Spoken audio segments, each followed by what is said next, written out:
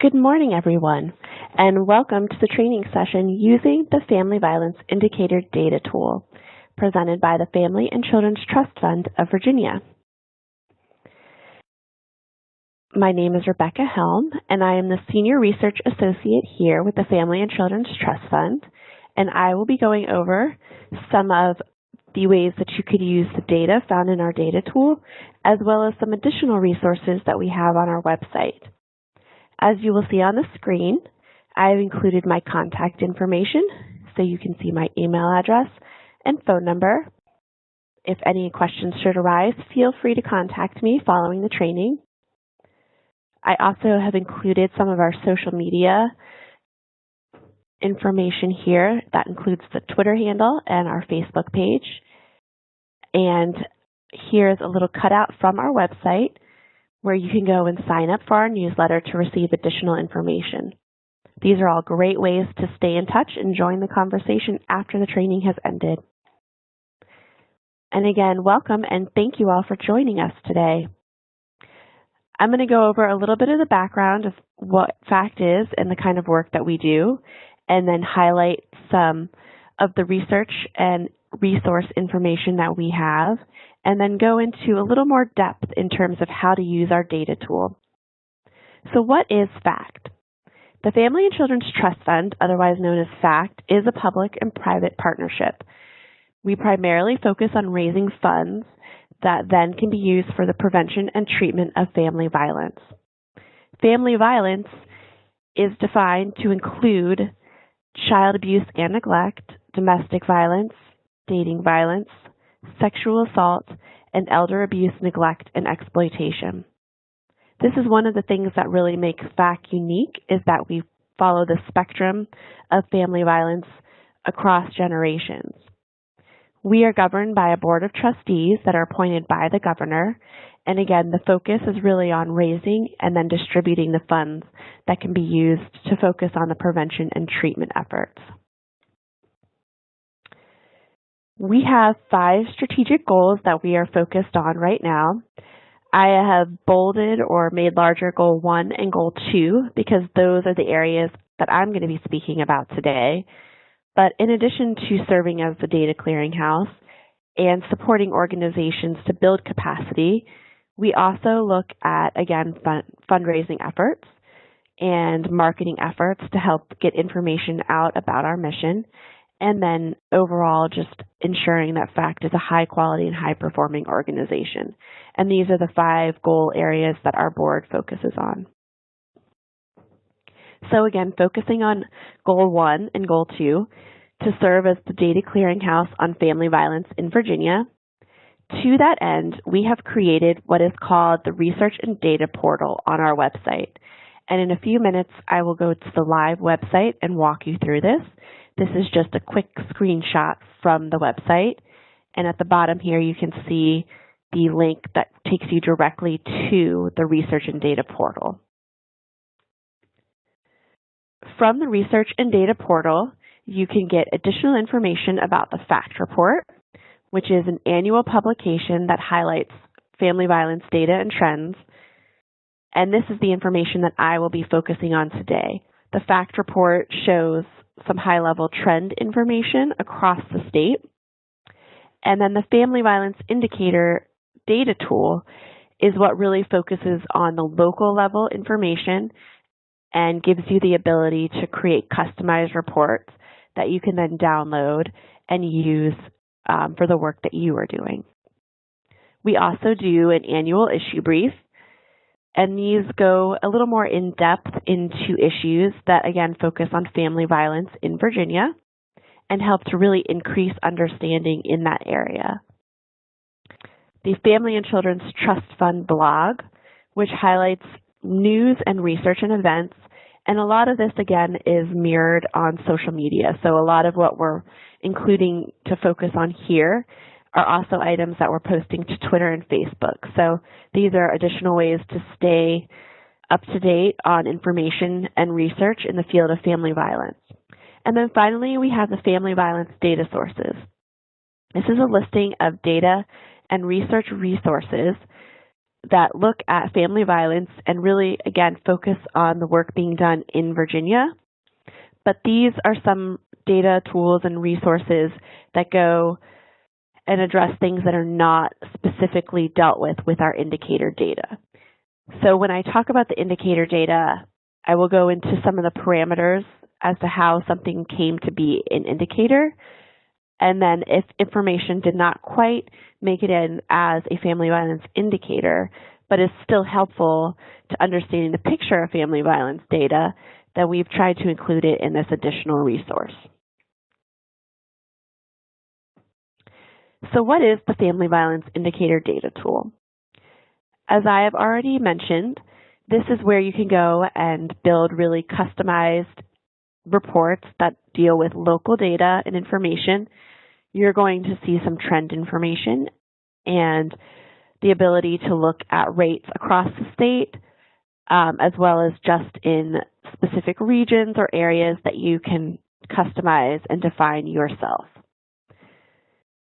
From here, you can download or copy and paste these reports into something that you may be building or working on yourself. There are also tools that allow you to share this information through social media. So if you have your own social media accounts, then you can certainly go and share this information for your own audience or constituents.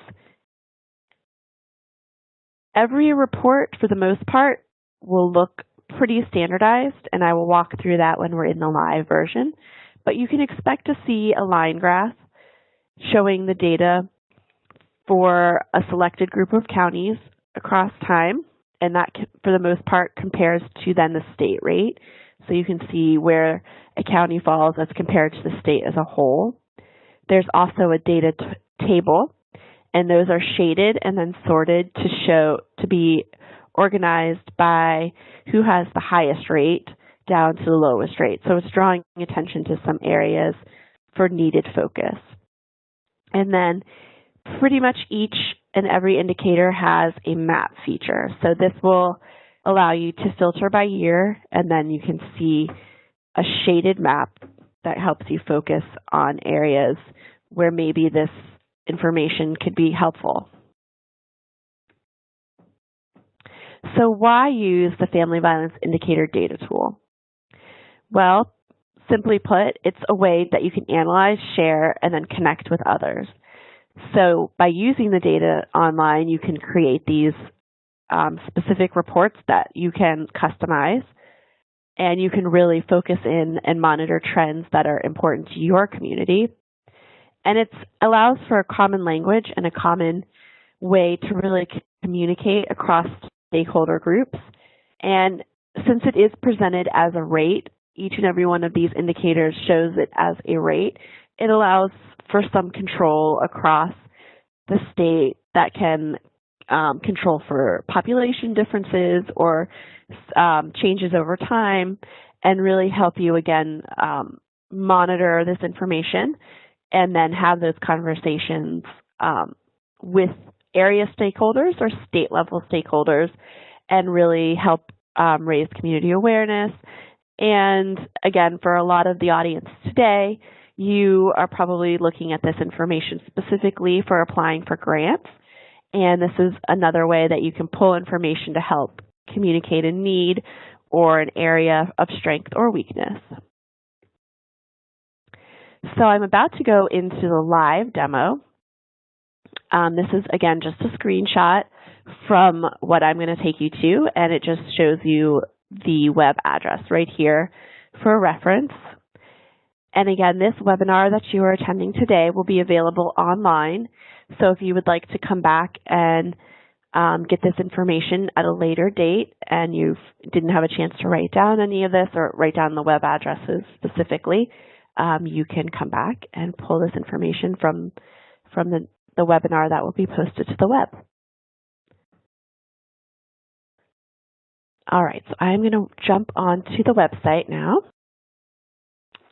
Right here is the FACT webpage, and you will see from here we do draw attention to the FACT report and, of course, our license plate. So, again, as I've mentioned in FACT's background, we do focus on raising funds that can then be distributed to you all doing the work in the prevention and treatment of family violence.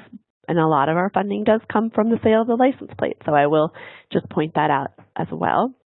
As mentioned, here is the social media information and where you can sign up for our newsletter. So please, if you're on our website and are not already subscribed, please do so. And we would love for you to follow us on social media. And then right here at the top is the research and data portal that I mentioned. When you mouse over it like this, you'll see the drop-down menu that highlights each of these individual tools that I have already spoken about.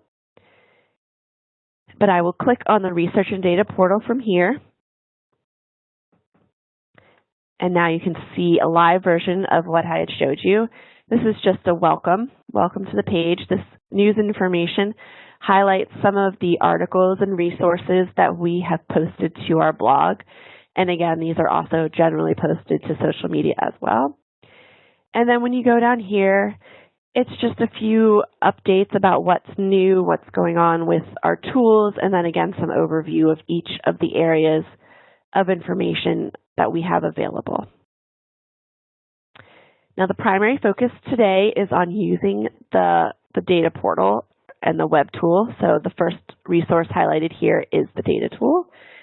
And I will also click to it from here, but there are multiple ways you could also reach it from here. So once you are on the indicator data tool page, it starts with a little introduction. This is the same information that I have presented in this PowerPoint. I will reference that we have a hard copy step-by-step guide. I will click on it right now. This is going to go through what I am highlighting today. It's just a screenshot version of what I'm going through. So if you ever have questions or need additional information, please always go to our website. There's many different opportunities to access this information. And then again, at the bottom where it says need help, if you click on that plus, the same exact information is available here. So we have the step-by-step instructions. I have a training PowerPoint, which is what we've walked through today. And at the end of this session will be an additional link for this webinar. So going back up to the page, you will see this information is divided out by different topic areas. Many of these indicators will show up multiple times. So, for example, if you are looking at domestic and sexual violence, you will see there are quite a few indicators here.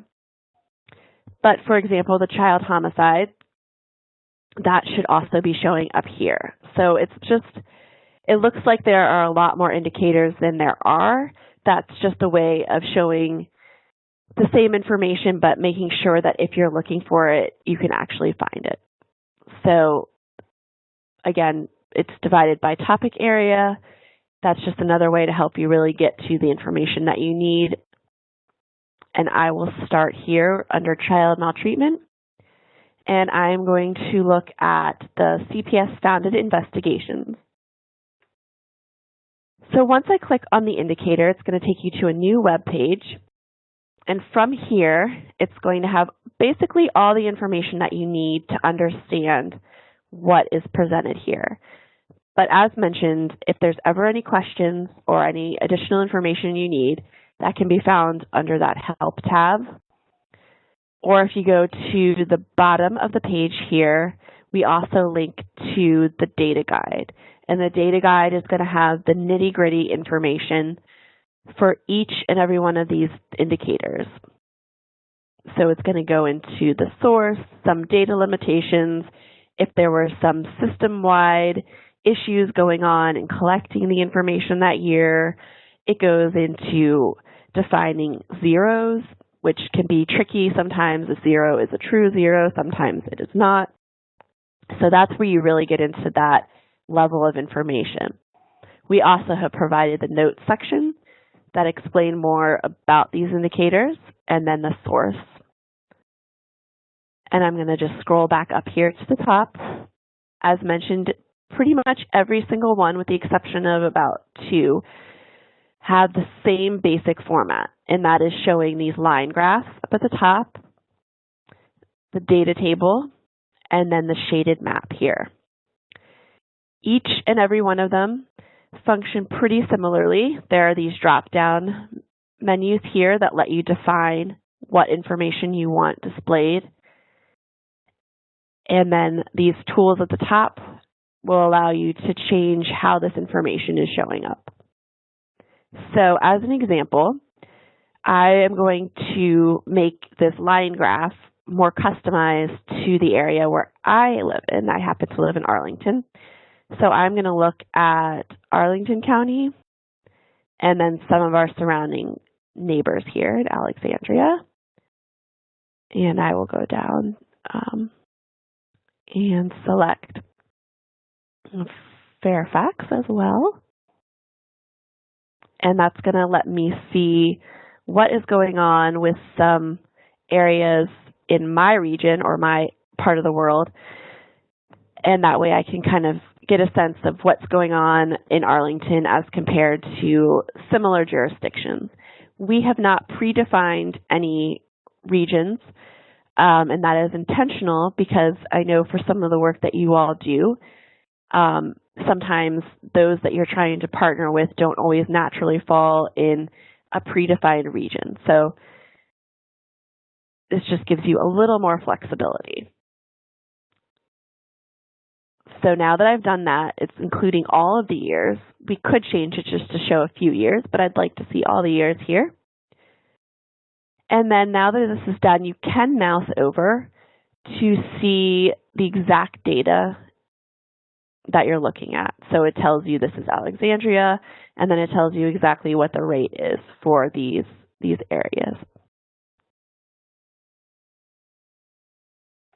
The same thing can be done here. You could customize the state. So right now I'm looking at 2014. I could look at 2013, and that would change the way the map is showing. And similar to that line graph, if you mouse over, it's going to tell you the name and then the rate of that particular county. So this is another way, just visually, really quick, if you are trying to identify an area of need, it's a visual way of seeing the areas that have the darker color, which would indicate a higher rate. And then you could quickly mouse over and decide what those areas are.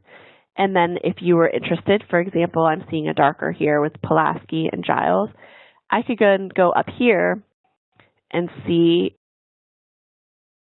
if this is something that's been going on over time, if this is just something that has happened in that particular year. So it's showing you a visual way of seeing the information, but then also another interactive way that you could go back up here to the trend graph and see it from a trend perspective.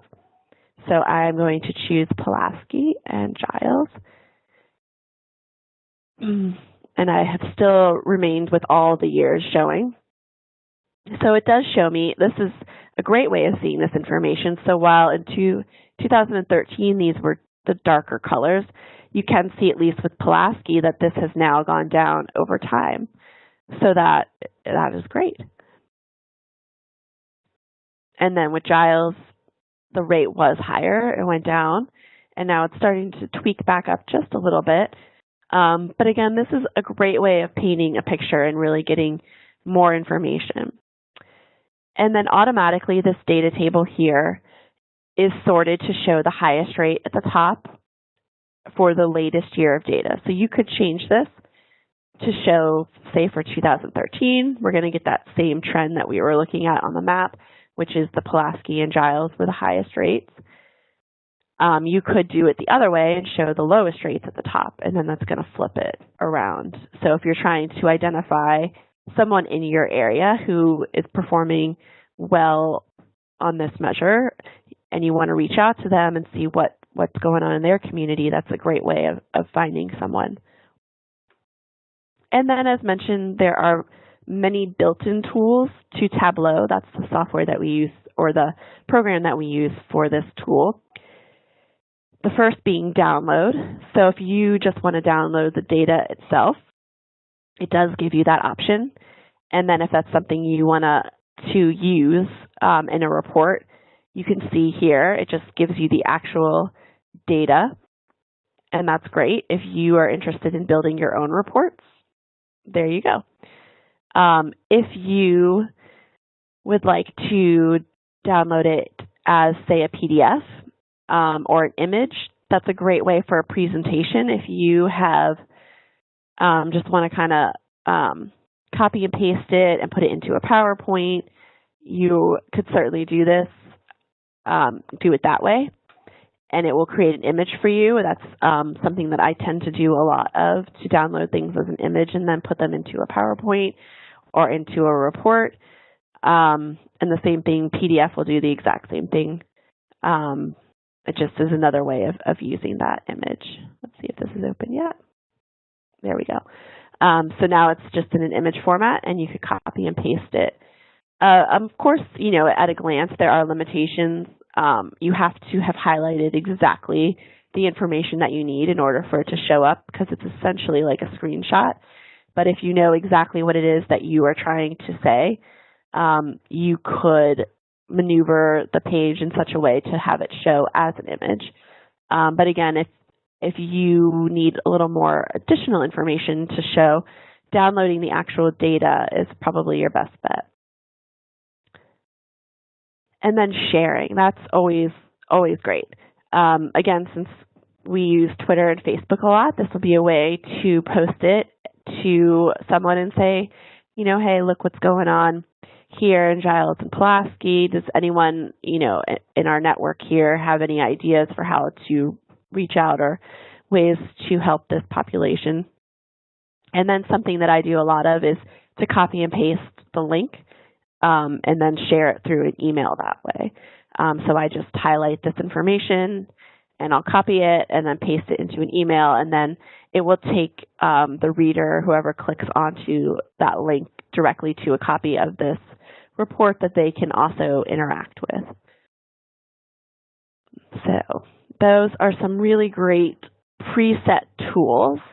If you have interest in using Tableau and you have this download, you can actually download it as a Tableau workbook, and then you can have additional abilities to play with this information. And I know a lot of government entities and nonprofits in Virginia are starting to explore Tableau, so that's just another option to think about. So as mentioned, there are a few of our indicators that don't follow this exact format, and I will just take you to a few of those. The homicide data is one of them.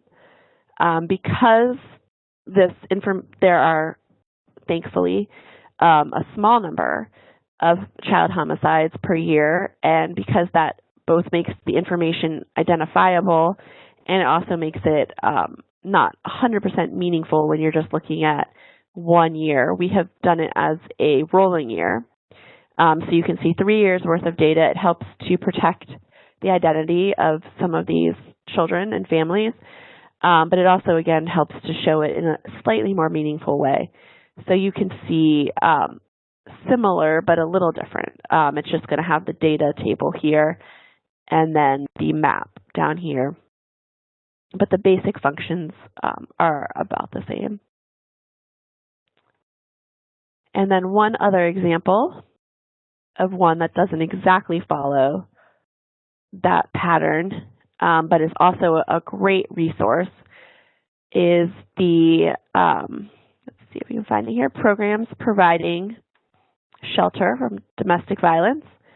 And this has actually been a question that's come up several times. So this is an indicator of sorts, but it's also kind of what we are calling a resource.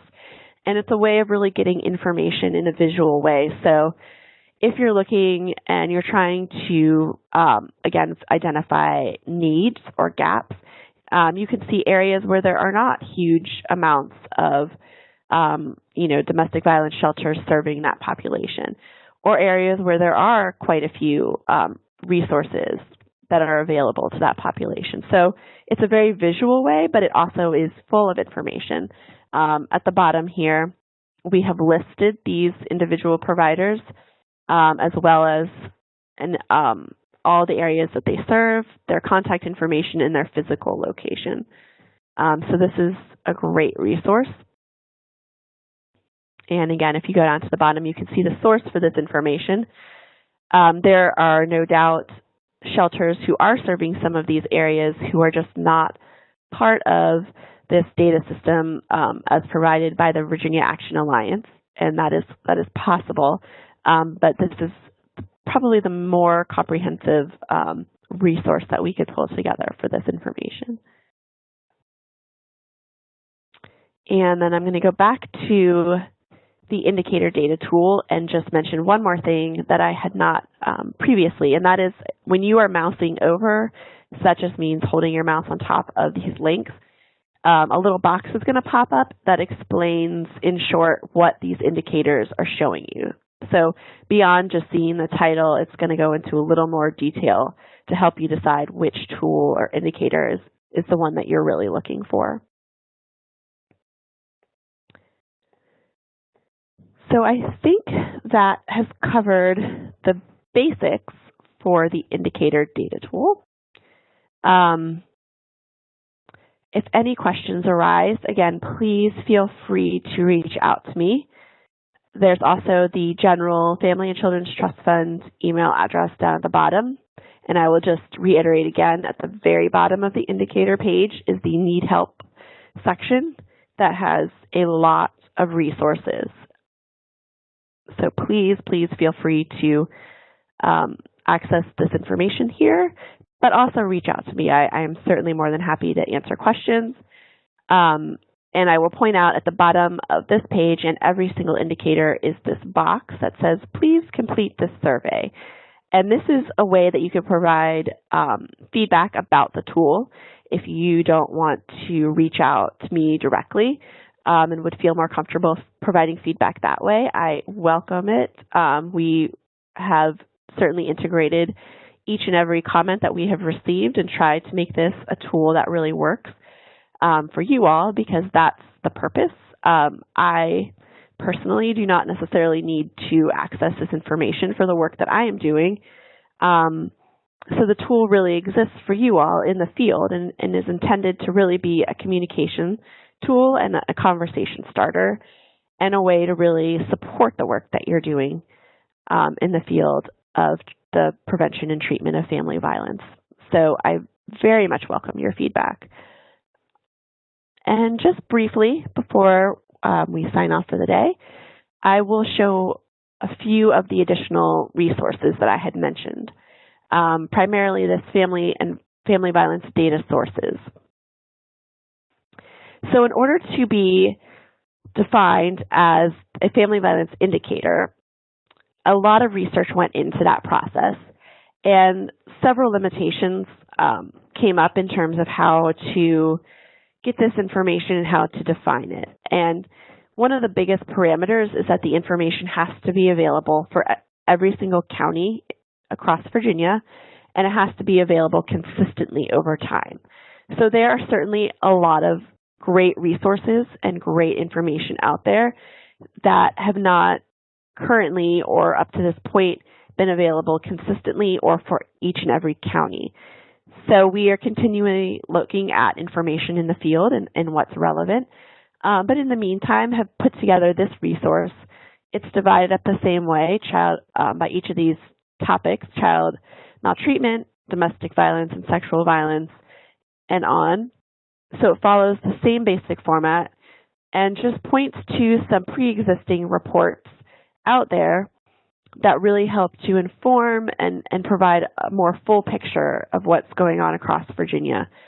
So here you can see a lot of what I pointed to under child maltreatment are the DSS reports, the sections here on CPS and foster care.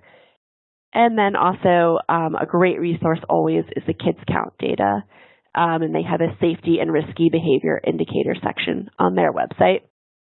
And the color difference has to do with information that is available that specifically addresses Virginia versus information that is available that just kind of looks at the national picture.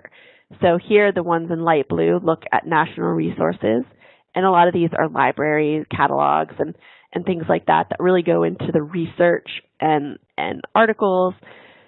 And then these ones in purple look at Virginia specifically. And again, a lot of these really have the reports and the state level, the state reports and information.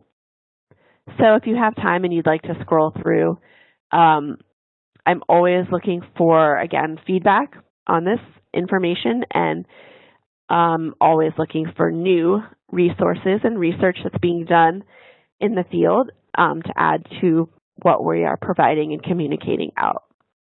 You know, that's one of the greatest things that we can really do is to communicate with each other. And when we do have, new information to share with the field, anything that we can do to help get that information out, we are more than happy to be doing. So finally, I will just end here, again, with my contact information. And if there's any questions, please feel free to reach out to me.